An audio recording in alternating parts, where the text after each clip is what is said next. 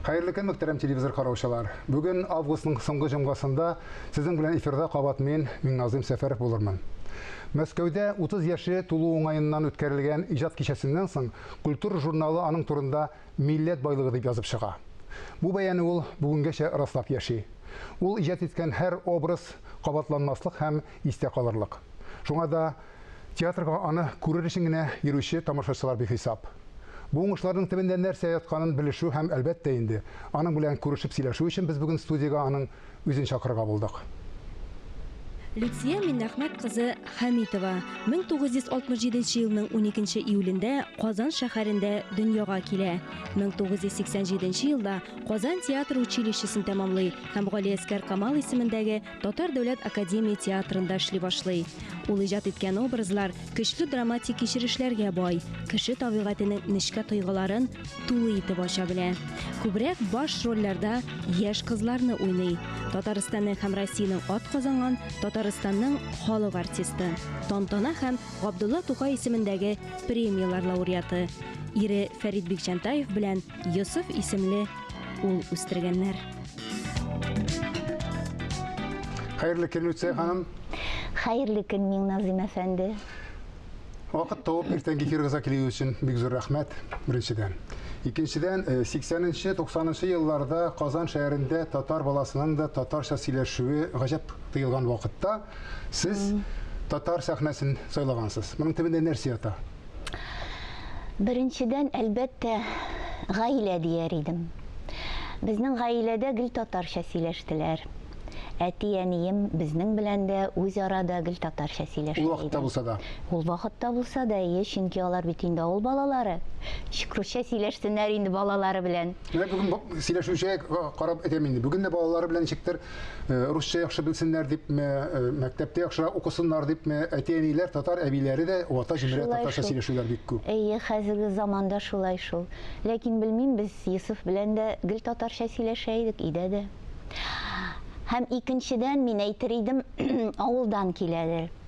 Чөнки мин шулай ук бала чакта гел каникулларымны, ялларымны дәвани белән бабайда үткәрә идем. Авылда. Авылда ие. Тел практикасы шунда булган инде. Тел практикасы да менә татарның менә ахәне, моңы, беренче дәгаларым шулай ук авылда дәвани белән бабайдан өйрәнеп шул төптер. Әниләр, әтиләр артистлыкка китүне өнәмәделәрме соң? Өнәделәрме? Өнәмәделәр дигәннән, беләсезме, минем әни белән әти үзләре театр җанлы кешеләр иде. Алар гел театрга йөриләр иде, спектакльләр карыйлар иде һәм әлбәттә инде мине ияртеп баралар иде. Мин инде бала чактан Камал театрының артистларын белә идем, спектакльләрен. Инде үзем дә спектакль караганда хозурланып шул сәхнәгә кирип китеп карый идем. Үземне хәтерлим. Һәм шулай ук инде театр училищесын сайлаганда татар бүлеген. Бу инде минем өчен табигый иде, татар бүлегенә керү. Беренче ролигыз, менә ул вакытта сез сакланган артистлар белән бергә уйнау әлбәттә ул теге җиңел булмагандыр, ләкин менә беренче ролигызны беренче мәхәббәт шикелле итеп тоя аласызмы? Чагыштыра аласызмы? Бу очракта чагыштырыр идем. Чөнки менә монда минем әйтеп китәсем килә үземнең укытучыларым турында. Без бик бәхетле курс идек. Безне шундый шәхесләр укытты. Курс җитәкчесе Марсель абый Салимҗанов иде. Инде педагогларыбыз Наил абый Дунаев, Илдар абый Хайруллин. Һәм безнең курсыбызның яртысы диярлек театрда эшли. Бергә килдегез шундаймы? Театрларда эшлиләр. Бу бик күп курс өчен. Ярты курстан күбрәк тә бәлки. Аннан соң менә без икенче курста укыйбыз. Бер көнне Наил абый Дунаев килеп безгә әйтә. Менә мин телевизион постановка эшлим ди. Фатиха Мирханның хаяты буенча. Һәм сезне барыгызны да катнаштырам ди. Кемгәдер эпизодик, кемгәдер икенче пландагы роль һәм күмәк роль, менә рольләр шул безнең курс белән эшлим диде. Һәм миңа килеп, сине баш рольгә алам, сиңа хаятны бирәм диде. Менә күз алдыгызга китерәсезме? Миңа анда 17 яшь иде. 2нче курс студенткасы. Әлбәттә, бу минем өчен бөтенләй көтелмәгән хәл иде. Һәм мин гомер буе рәхмәтлемен Наилә абыйга шундый иҗатымда шундый бүләк өчен. Әлбәттә, мин шушы роль белән әле студент кеше тамашачы алдына чыгып, мине инде тамашачы шул хәят буенча белә иде, таный иде ул вакытта. Әлбәттә, беренче мәхәббәт белән чагыштырыр идем мин бу очракны, чөнки беренче мәхәббәт онытылмыйча кала һәм шушы хәят ролем минем әле хәзер дә миңа әйтәләр, мин сезне хәят итеп таныйм дип. Бүген дә дәвам итә шул. Бүген дә дәвам итә һәм ул әлбәттә минем күңелемдә инде мәңгегә уелып калды. Шулайдыр. Менә сез уйнаган рольләр бихисап, әлбәттә, аларны санап чыгу өчен дә бик күп вакыт кирәк булыр, ләкин алар төрле планда. Идегәйдә көнәкә, име, Шүрәлия, Жан кисәккәемдә, Виза плюс Верда Вера, име, Шытлык кыз, име. Менә шулар алар берсенә берсе каршыда килә шикелле. Менә шундый бөтен шундый рольләрне бер дәрәҗәдә югары, истә калырлык итеп уйнау өчен әлбәттә талант кирәк, сүз дә юк. Ләкин шуның ярышасында тагын нәрсә кирәк? Дип саныйсыз? Мин әйтер идем, талант белән генә чыгып булмый бу очракта. Әлбәттә, спектакль кую ул менә 3 ай, 6 ай эшләнә, 1 елга да сузылырга мөмкин. Бу бик зур һәм катлаулы процесс. Ә инде менә яңа роль эшли башлагач, менә шәхсән минем өчен менә профессияны яңадан өйрәнгән сыман була. Һәм монда бик күп сыйфатларны кулланырга кирәк. Аларга гади бер уйласаң, игътибар, уйлану, фантазия, шул рольгә карата фикер туплау, әдәбияттан, шигърияттан, музыкадан, бу бик зур эш. Юмор хисе? Юмор хисе бөтенесе сыйфатларны санап чыгу. Һәм шул ук вакытта режиссер таләпләрен дә үзләштерергә кирәк бит. Ул ничек күрәйме? Кыскасы менә шул роль белән яшәп алырга кирәк дип әйтер идем. Белмим кемнең ничек, әлбәттә һәр артистның ул үзенчәлекле процесс. Бу бик шәхси процесс, интим процесс дияр идем роль өстендә эшләү. Минем ул бик авыр бара. Бик авыр бирелә миңа. Хәзер дәйме? Хәзер дә әйтәм бит, менә яңадан кебек. Барысы да яңадан профессияңны өйрәнәсең. Минем роль өстендә эшләү бик авыр миңа бирелә. Мин инде бөтенләй интегеп бетәм. Җыкларым кача. Гел шуның белән уйланып йөрим. Һәм барыбер аның нәтиҗәсе бик рәхәт була. Чөнки син яраткан тамашачы алдына чыгасың, аның белән бергә инде иҗат итә башлыйсың. Һәм әлбәттә бөтен авырлыклар онытыла. Димәк, стандарт белән генә, конвейер белән генә иҗат итеп булмый димәкче буласыз. Юк. Чөнки кайберәүләр бит мәсәлән бер стильдә баралар, име? Шуннан ул теге журналистикада бер күпмедер дәрәҗәдә нәтиҗәгә ирешкәннән соң, тормыш тәҗрибәсе туплаганнан соң кеше автомат рәвештә ниндидер рольгә дип әйтмим бу очракта.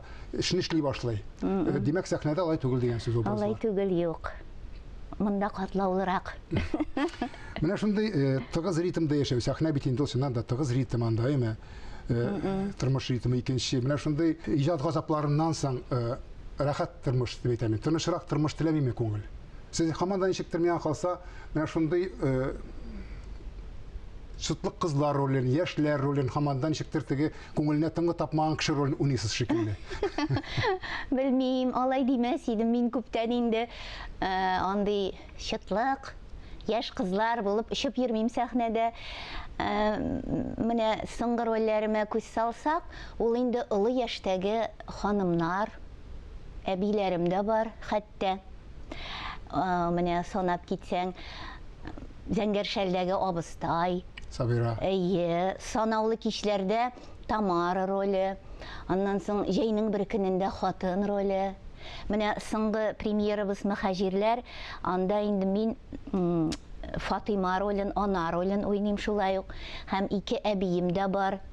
ул килмешәктәге Джоанна роле һәм бию пәриендәге Зәринә Салаватовна, элекке профессорша. Инде беләсезме, күңел гел яшь дигәннән мин әйтер идем, бу безнең профессиябезнең сыйфаты. Чөнки беләсезме, сәхнә ул үзе яшәртә, үзе рухландыра. Хәтта менә авырып чыксаң сәхнәгә, ул сине дәвалый. Менә шундый ниндидер сихерле урын инде ул. Гомумән әйткәндә, артист кеше бераз бала-чага булып калырга тиеш. Күңеле белән, әйме? Күңеле белән, әйе. Чөнки тамашачыны ышандырыр өчен син артист үзең башта шул сәхнәдәге вакыйгаларга ышанырга тиеш. Шын ихлас. Әйе. Шуңа күрә менә бу ничектер шулайрак дип уйлыйм. Аңлашылды, аңлашылды. Сезнең даирә кешеләре Люция Хәмитнең кай вакытта рольләрдән баш тарту турында сөйлиләр. Тыйнак, артык дәрәҗәдә тыйнак. Менә бу артистлык бит инде без әйтәбез, артистлыкны түгел, гомумән әрсезлек, ярты бәхет дип әйтәбез. Менә сезгә каршы килеп чыга түгелме инде бу? Әйе, дөрестән дә шулай бу әйтем дөрестер. Чөнки менә мин кай вакыт әрсез кешеләрдән көнләшеп тә куям. Безнең гаилә бөтенләй обделенный дияр идем бу сыйфаттан. Инде улыбыз гипертыйнак Йосыф.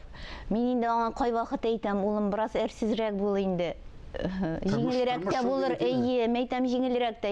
Юк инде, әйтеп кенә булмый. Каннан һәм тәрбиядән. Я бар ул, я юктыр инде, әйе.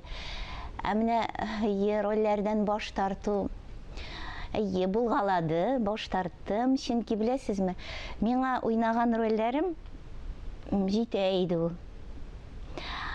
Һәм әйтәсе килә, язмышыма мин бик рәхмәтлемен, шулай шул тормышымда төрле жанрдагы рольләрем, кызыклы спектакльләрем булды.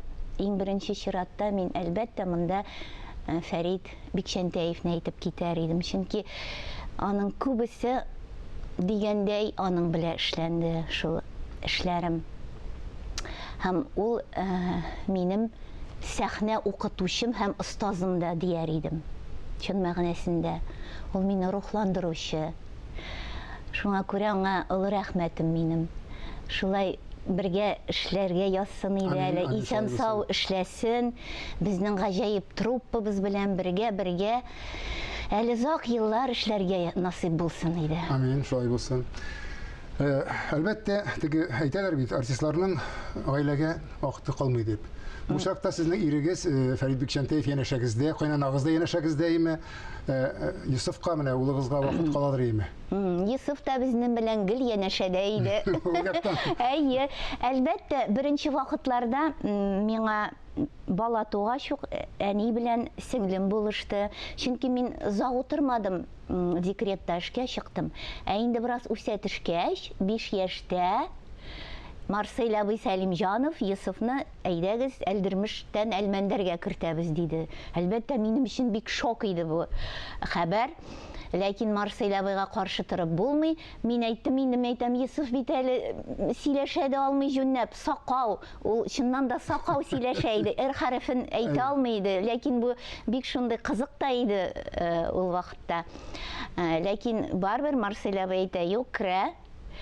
Һәм Йосыф керде дә иң беренче спектаклен Төркиядә уйнадык без. Шунда киттек.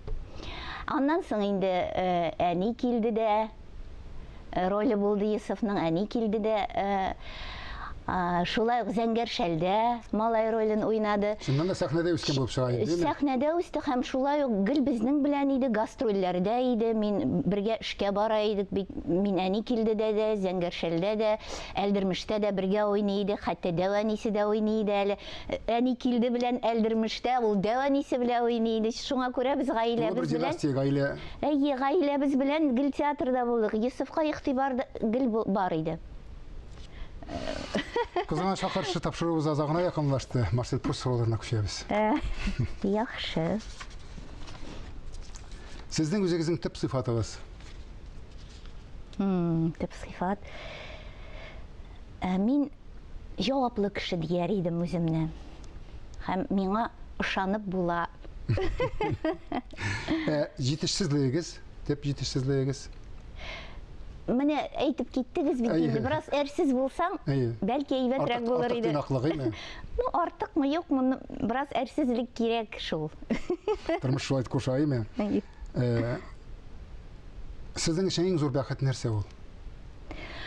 Менә хәзер әйтә алам, якыннарым исән сау булсын. Балам исән сау булсын. Ирем. Менә банальный, менә шундый әйберләр, ләкин бик кадерле һәм минем өчен ул бик бәхетле. Әниләребез исән сау булсын. Амин, шулай булсын. Анда инде күңел дә тыныч, үзең дә шундый дөньяга башкача карыйсың. Тормышта сөймәгән нәрсәгез? Икейөзлелек. Тормыш девизыгыз? Нинди генә сынаулар булмаса да, бирешмәскә. Амин, шулай булсын. Шулай яшәгән насыйп булсын. Тормышта үзеңнең кирәклегеңне аңлап яшәүдән дә зуррак бәхетнең булуы мөмкин түгелдер. Барыбызга да шундый бәхеткә ирешергә язсай дигән теләктә бүгенгә сезнең белән сау булашам, исәнлектә күрешик.